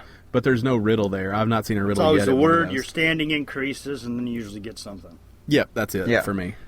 Nothing pisses me off like the Gek word for Gek is Gek. Yeah, I get that shit, too. Yeah, or when it's like another race. And it's the same word, and you're like, all right. It's the same goddamn word. Yeah, like, all right, I probably could have nailed that one. Context clues, I would have had it. Yeah, I probably could have nailed that one. Experiment. I'm going to pick B. All right, we should probably cover headlines real quick, and otherwise we'll be here for 12 hours, and I ain't got 12 hours to just be chatting with you fuckers. I actually have to go in 9 minutes, so I should have went like 15 minutes ago. All right, well, holy cow. Let's wrap this shit up. So it looks like we're going to find out what PS4K or PS4.5 or Neo is on September 7th.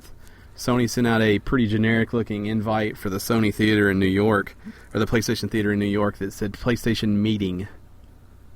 3 p.m. Eastern on September 7th. That's it. Here's a big one. The upcoming Xbox One update is going to let you turn off the startup sound. God damn, slow down. What kind of demon doesn't like the startup sound? Major Nelson announced the future feature on Twitter, and he also released an image of what the new option will look like on the menu screen. Yeah, but what kind of demon doesn't like the startup noise? That's my favorite. That beep that the PlayStation does.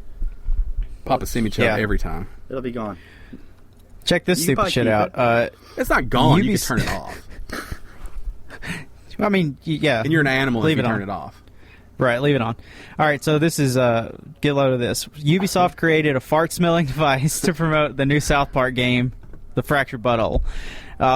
It is a gameplay, so farting is an actual gameplay mechanic in this game, and Ubisoft has quickly put out a press release with a mock-up for a product called the Nosulus Rift, which is like a face mask, allows you to smell the farts, which I don't know why you'd want farts right in your fucking nose while you're playing a game, but there it is. Picture of it.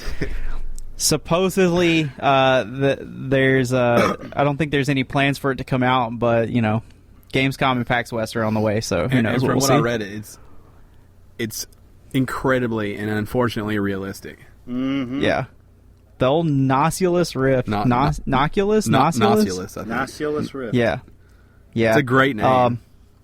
It's great if it's a gimmick for conferences. Nobody will buy this. Oh, so no, I don't put think it on the shelves. It won't be for sale. I think it's funny. I would buy this also. Let me throw this out there. If Ubi puts this out, not only will I buy this, I'll buy the game. Because I have to fucking experience it, yeah. I have to have one busted right in my face to see what it's like. Fart smeller. You don't need a Nosulus Rift for that, bro. Let me just come over. They got a couple bust ass right in your face. Couple PSAs real quick. If you're caught cheating on Pokemon Go using any kind of like GPS spoofing service or whatever to pretend like you're somewhere you're not, they are banning your accounts for life. For life. So yeah, you can go get another Gmail and start over, but you lose everything you've done. And my understanding is there's pretty much no appeal process with this because they are positive when you're using them. Yeah. So, and lastly, for all of you who are playing Project Spark, Microsoft announced that it has canceled. It has stopped allowing people to download the Xbox One and PC game as of August 12th. So if you were thinking about going back to that, I would strongly reconsider because it's not there anymore. Yeah, they basically shut down the servers. So all you can do is play what's on the disc, which still allows you to create you've already everything. downloaded. You just can't upload it or get anybody else's stuff. Right. Yeah. So, also I think any... So does that go down? Does that go down as a success or a failed experiment? Fail. I don't know. I mean, I don't know what their expectations were. It's been, 3 years? The game certainly had a lot. Yeah, but, Little Big Planet 3 wasn't good either. Right. I don't know if what the world wants is something different now. Like, I don't know if those games have a place like they did when they came out. Gotcha. I think you have to step it up a notch. And I personally think that have either of you ever played like a Fighter Maker or Game Maker back in the day? Yeah, Fighter Maker. So Project Spark was somewhere in the middle of that and Little Big Planet. So it wasn't easy enough for everyone to use, but it wasn't so complex that you could really do awesome things. Right. It's probably like great just to get people interested in game development. Yeah, it was. That's it. Too hard for anyone to jump in and make stuff, which is what made Little Big Planet so charming, is anybody could make a piece of shit. But the ceiling was really high. So it's like the ceiling wasn't super high in Project Spark, and it was really hard to really get a good grasp on how everything worked. And I just think it never... I think the Xbox community is looking for something different than the PlayStation community is also. Because PlayStation has had more of those games where the user-generated content is such a big deal. Right. And I think this game would have done better on PlayStation, but I just never thought... it's one of the reasons I wanted an Xbox One for so long. I got it. I played the game like 4 times. Right. I didn't like it, so... Okay. The stuff I played was bullshit. The stuff I downloaded sucked.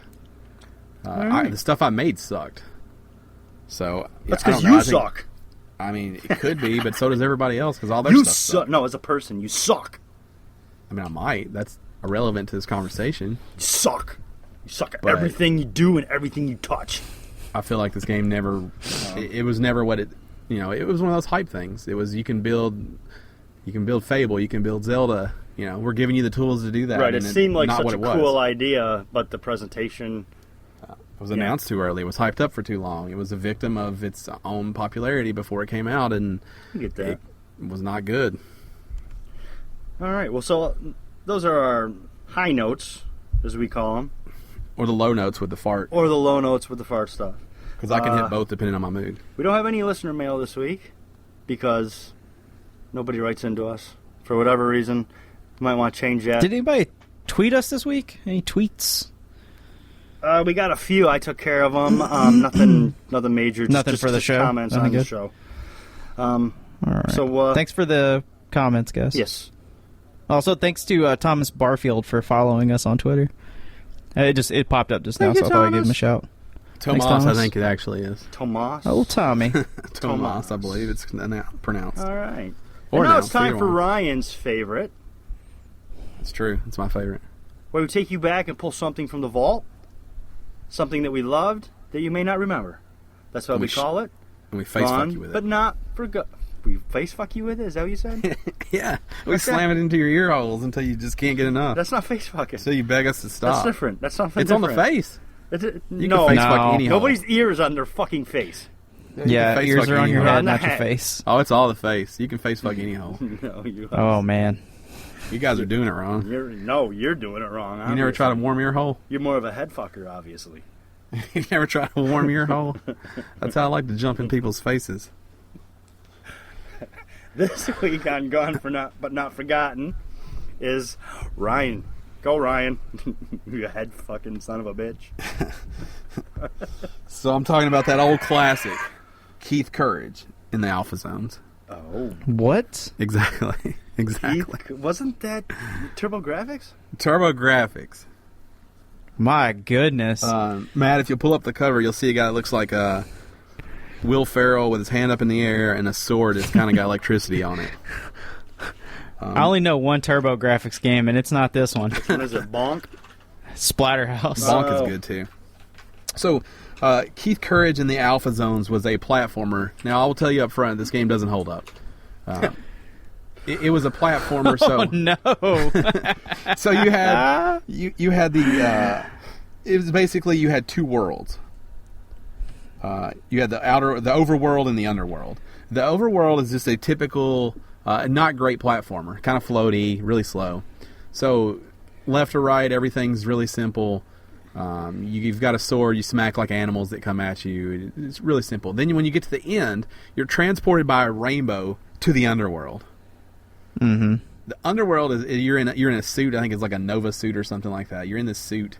The enemies are way more aggressive, way more intense. You're not just going left or right. It's not just you're going up down. It's vertical. It's not just horizontal, and it's much more challenging. At the end of each underworld, you fight a boss. But I love this game for my TurboGrafx. This one guy is just like a 38 revolver. Yeah, with a head. body.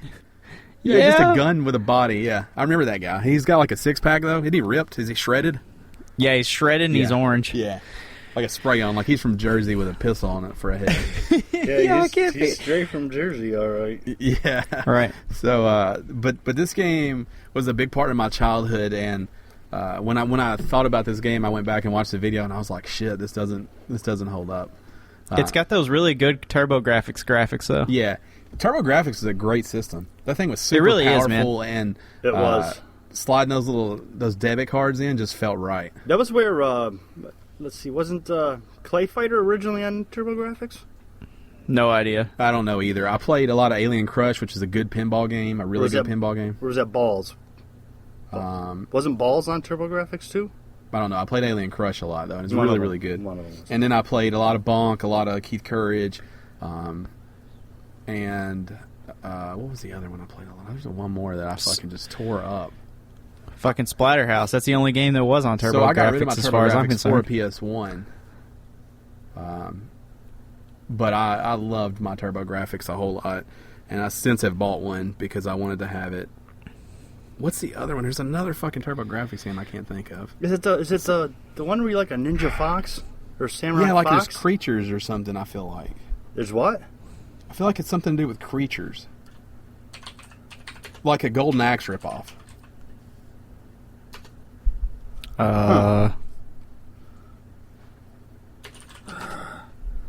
Man, it's gonna bother me. Anyway, Keith Courage, you should definitely watch like Night Creatures. I think is what I'm trying to think of. You should definitely watch about 5 minutes of gameplay of both the overworld and the underworld, and you'll get a total idea. But the part I want to make sure you see is that a rainbow takes you from the over to the under. Because I don't quite understand that. A rainbow. A rainbow takes you from the overworld and transports you to the underworld. And at the end of each underworld is a boss. There's only like 7 or 8 levels, I think, in the game. Maybe 5. I don't know. It wasn't super long. But of course, as a kid, I never could beat it. But yeah, you should check it out. It's my Golem for Not Forgotten. If you have one for us, make sure you hit us up with the hashtag GBNF at game_stitch and let us know what that old polished turd that you love is. I don't know how this thing didn't take off. These games are brilliant looking. Yeah. Dude, look at Bonk. Bonk is fucking great. Bonk was a great game. I've played Bonk before. Yeah. Have you played on TurboGrafx, though?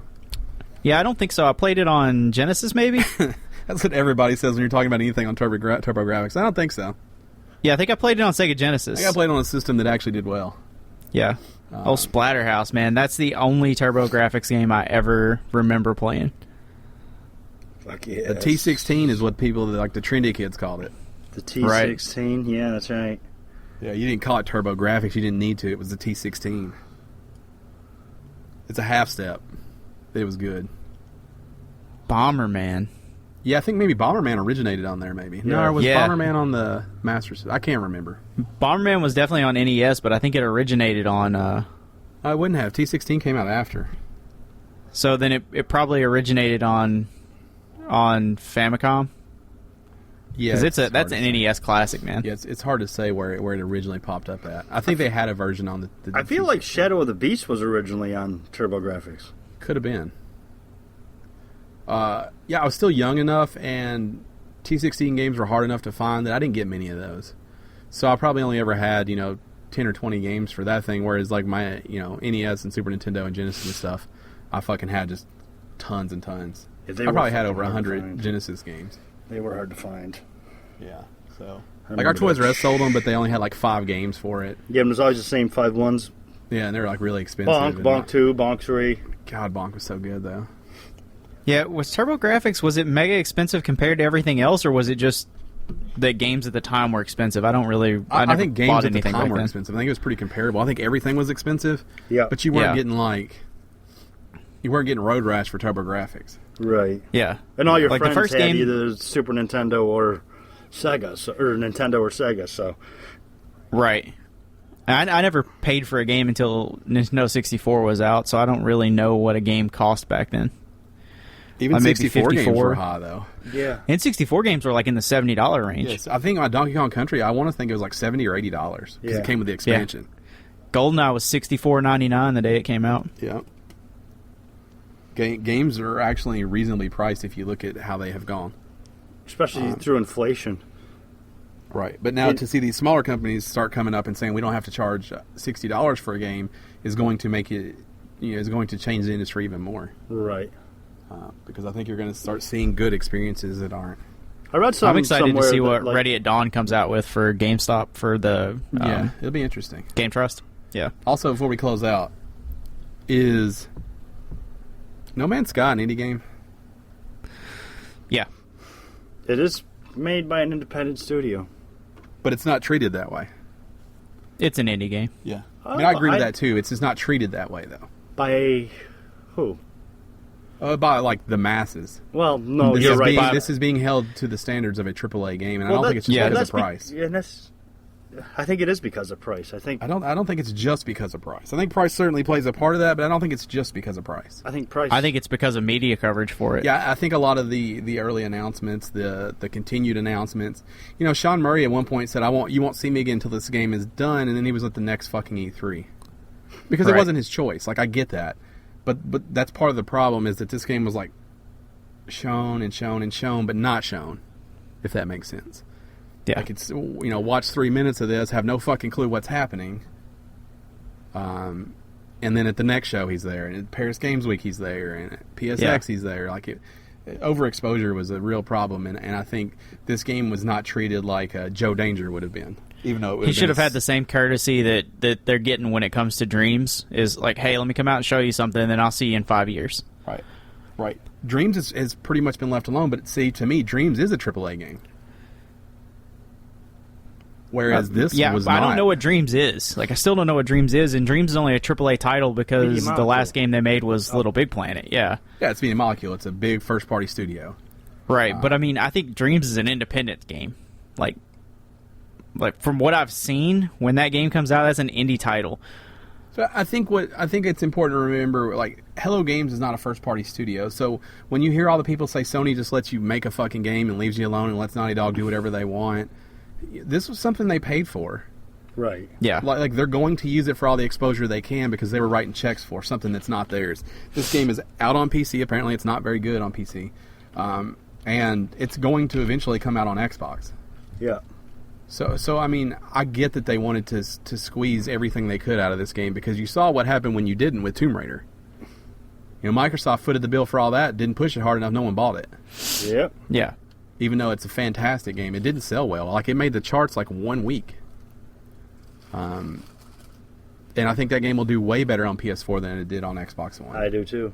I mean, I know it has a much bigger install base, but, you know, if you're going to push something, if you're going to pay for something, you should get everything you can get out of that game, and I think that's what Sony did, but I think Hello Games is maybe more of a victim than a culprit here, but they also misspoke some, so. Yes. I don't know. You should buy the game. You should support them. Fucking buy it. Joe Danger 3 isn't going to happen without your support. I don't think they're going to work on anything except for No Man's Sky for the foreseeable future either. I think they're going to invest a lot in. Joe Danger's fun. Yeah, it's all right. Oh, those games are fun. It's hard to believe it's the same guys. It's hard that they were knocking out Joe Danger and somebody's like, what if we just made like a endless universe that you could just explore for the rest of your life and no two planets be the same? And someone else was like, yeah, okay. Yeah, that sounds like a great idea. We'll do that we're right shot. I after. don't see why we couldn't take that Right one. after Joe Danger. We'll do that. Yeah, as soon as we squeak out this level number 350 for the iPhone, I think we could probably do that. Good job, Hello Games. You should look at the credit screen. You should see how many people worked on this game. It's not very big. It's one static screen inside your HUD. It is seriously like 15 or 20 people. Yeah, it's not many at all. And I like how Sean Murray is like on there as an artist when he's like also having to go do all these fucking press. Like, so really it's probably like 14 people. Right, he's like marketing, PR, artist. Well, he said like, you know, when they finished the game, some people immediately went on vacation because they haven't been able to for 5 years. But then like the core team stayed to work on the day one patch because they knew the game wasn't where it needed to be. Right. Because they didn't want people playing what the game was on the disc, and you know that's why Sony was getting so butthurt about copies getting out there and sending like letter after letter after letter to media, because some of the media went and were able to find stores to break street date. Right. And Sony was blowing up inboxes being like, look, don't review what you're playing. Like, you have to wait for the patch. Do not review what you're playing. And they got super upset about it. So, I mean, they have not stopped working on this game for 5 years. And I don't think they're stopping now. I mean, now they're on to the next thing. Yeah, I think this will be like World of Warcraft. It will ever evolve. I New hope so. gameplay, I like to think so. new elements. Yeah. But I think because how long that though, is too $50 long? investment's so much more if they keep doing that. How right? long is too long? Like, how long do you wait for base building and I mean, I don't know. When do you lose I don't interest know. in this? I think right now I'd say they probably got 90 days to make an announcement of like, hey, it's coming out on this day, so that people stay excited. Because all I want to do is play it, but it's still like week 1. Right. Yeah. After doing the same thing for 3 months, like, am I still going to enjoy it as much? I don't know the answer to that. You know, I don't know how soon I need new stuff. I don't know. I don't know the answer to those things, but that's what worries me is I don't know where even though the game is endless, I don't know if my attention span is. I think it's a very, very something you may want to consider too. Is you're taking your own time going through the planets or all this stuff. I think it's going to be easier and easier to get to the end game, go through the Path of the Atlas side quests, those kinds of things. So that may give you something else to do once you start to get stuff. You know, the exploration part might get a little redundant on some spots. Those paths, and there's more spots for more paths, so there's other stuff that's going to open up at some point. That may be what holds your interest, if you can find a way to go between the two. from what's happening in the story versus just free roaming. Yeah. Just a thought. Yeah, I mean, it could be. I just don't know. Because lots of games hold my interest like this, and it does start to slowly go away. So I'm interested to see how long the hooks can stay in me. You know, maybe they stay in me forever. I don't know. See, that's why one of the first things I did was like go to that first planet where the story where the story starts, to get a feel for what's going on, what I have to do, where I have to be, what's going to happen. Because as we already talked about, lack of a tutorial, I wasn't really sure. I had zero direction. I don't like zero direction. I at least want a finger pointing me one way. So First time I've gone a week without playing Rocket League, I think. That's crazy. Yeah, I didn't play Rocket League one time this week.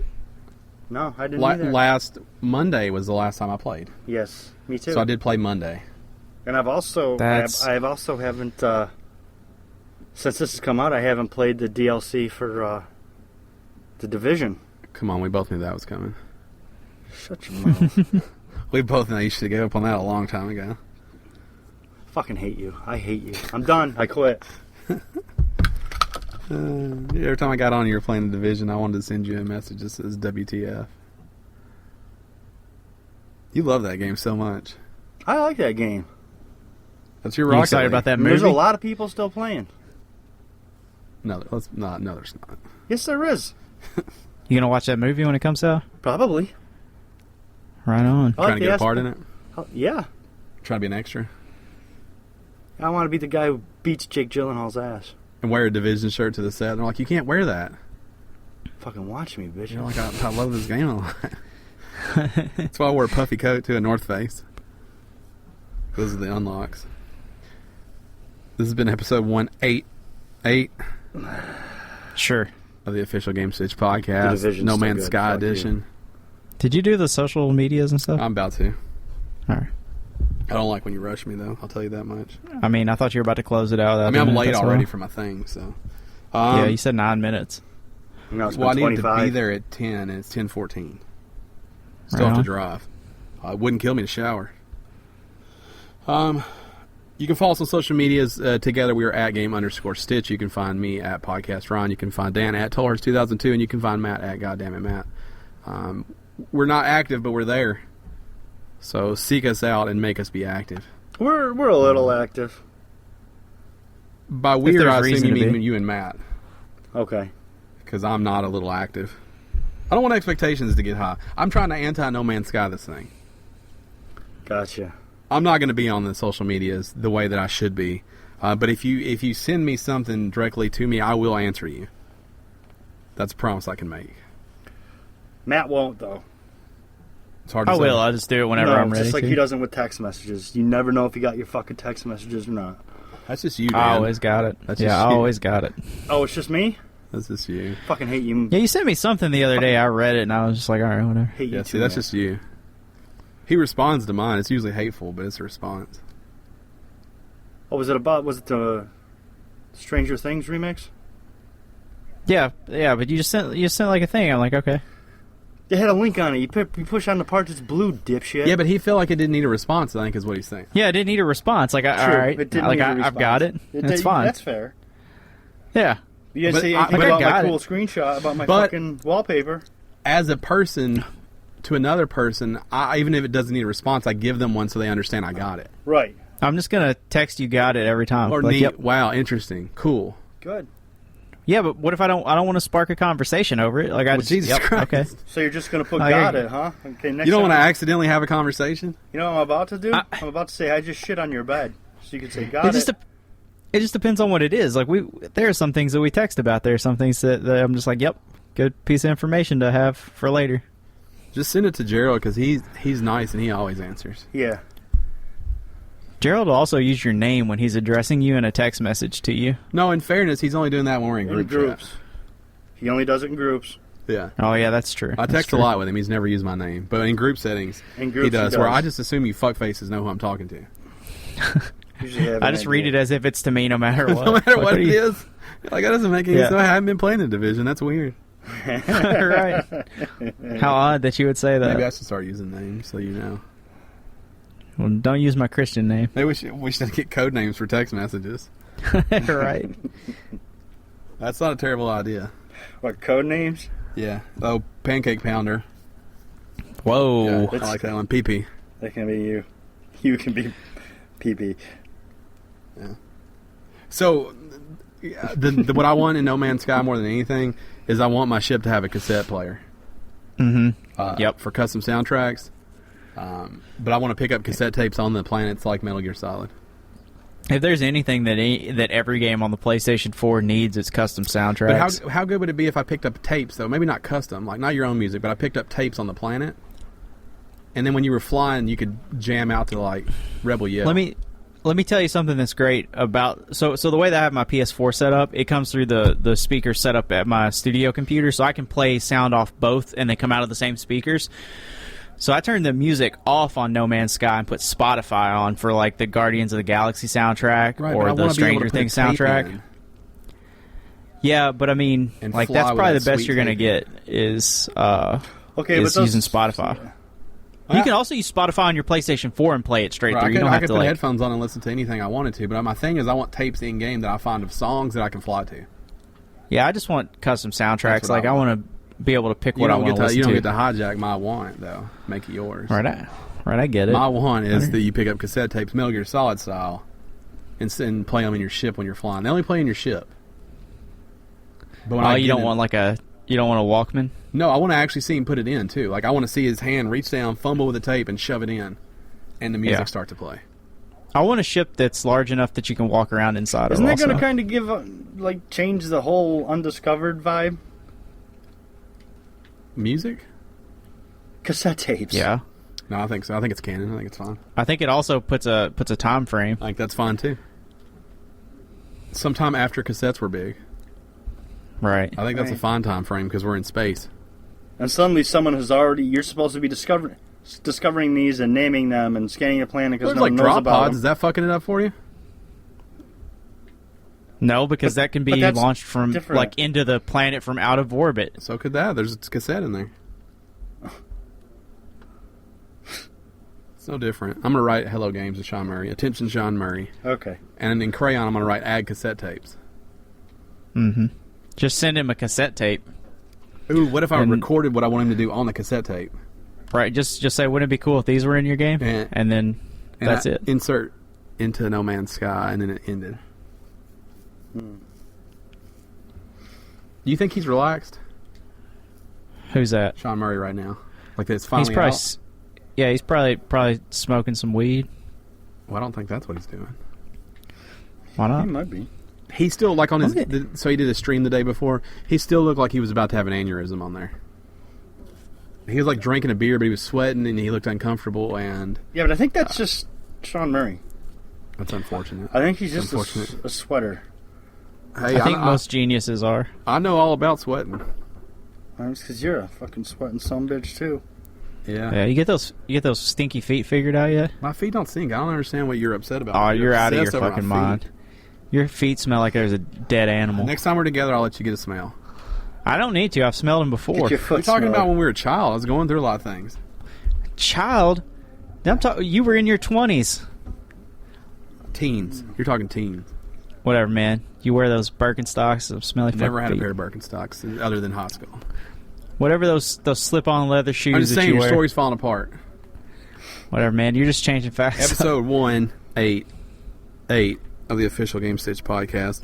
You know where to find us. All over the fucking internet. Be sure to rate us. Everywhere. Score us. Judge us. Follow us. Poke us. Bang us. Is that a thing? Can you bang people?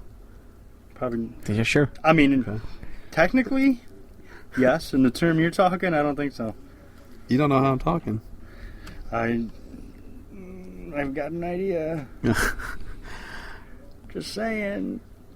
We end each and every episode with a segment we like to call One Final Thing with Uncle Dan. This episode, no different. It's true. I've been playing a lot of this weird No Man's Sky game that we've talked so much about. Never heard of it. Got me thinking, though.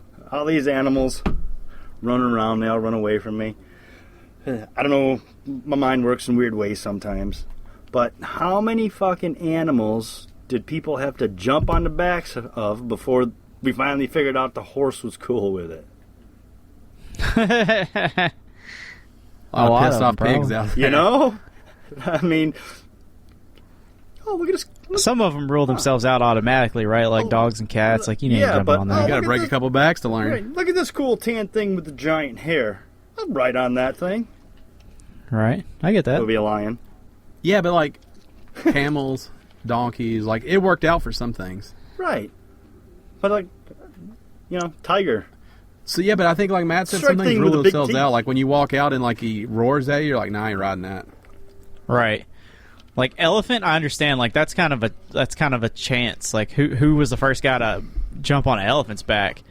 Brave soul. Nobody What about without a ladder, hippos? I'll tell you that. Hippos kill, like, the most people out of every animal in Now the... hippos is unfortunate because they look peaceful until But they kill you. they look like, Right. oh, I'm going to jump on the back of this cute thing, and next thing you know, it's charging you, and they kill But I more think if people you than any watch other them- animal in the world. If you see them slinging Right. their poop out and flinging it with their tail, I think you understand. Right? They do that helicopter. Yeah, they do the shit walker copter throw. with their tail. Yeah. And they- That makes me want to ride on their back more. But they apparently like they blow their shit out really at high velocity, so it's like a shit fan. Yeah. I wish I could do that. I don't think that's how they're killing people, though. I don't think you have a tail. That might be. It's not. If you're on the receiving end of that, I don't know what it does. Lots of I'm about disease. positive. If you could ride one thing that you can't ride, what would it be? Like, would you want to ride a lion? Do you want to roll up on that? This is gonna be weird because it's not gonna make sense physically. But I wish I could ride like an eagle. No, I get that. I totally understand. You're way Or off an base owl. thinking I wouldn't understand that. Yeah. Yeah. That's Dude, not like that's not weird to me at all. Yeah. If I could jump on the back of a barn owl just for a day. It'd be sweet to ride That's- on an eagle. Like you land somewhere and he's like, "Rah!" and you're like, "Knock it off." And people were like, "Okay, that's his eagle. I get it." Right. Yeah. Cool it, Kevin. God damn. Until you pop off like that one more time. You tie him up to Right. the post out front. I can't really think Right. of anything. I don't really have a desire to ride on animals. All right, we're gonna go meerkat for you then. Whew, that sounds terrible. No, you stand on him like a skateboard. I am That sounds pretty not cool. riding. He runs and a you just stand on fucking him. meerkat. What the fuck is wrong with you? Maybe a rhinoceros. I think rhinoceroses just look badass. I want to ride on the back of a gorilla. It's weird. No one's fucking with you if you're on the back of a gorilla. I want to be like Aquaman and ride on the back of a humpback. Yeah, that's what Matt wants to do. He wants to be I don't underwater. want I don't have anything to do with underwater. Like the king of the seven seas. The king of Atlantis. No thanks. That's all you, man. You can be that king. That's fine. That's right. I picked a gorilla. I'll talk to fish. I picked a gorilla. Matt picked an eagle, and Dan wants to ride on the back of a dolphin. Something you can really All right. do. A sunfish. Yeah, That'd be something great. You can really do. I said a whale. Yeah, you can just ride on the back of a whale. You can't ride on the back of a whale. Yeah, you have. Turn Discovery Channel on sometime. You can ride on Right. the back of a killer whale, which is technically not a whale. No, I don't think they ride on the back of those in the wild. They ride on the back of like you can grab like a whale Humpbacks, shark dude. or a humpback or something like that. Yeah, sperm whale. You just grab it and enjoy your life. I don't think you Orcas in the wild though, they'll just go ahead and kill you. But Yep. I would need to breathe underwater, is what I'm saying. Rebreather, bro. I don't have. They don't make Yep. rebreathers. Oh man, you tell Batman that. Yeah. Tell Okay. Tomb Raider This that. is okay. These are going to have to be conversations we have another day, children. Tell No Man's Sky that. Because right now we have to prepare your teeth for the tooth fairy. I don't know what that means. Idiots. Good night. Good night. What does that mean?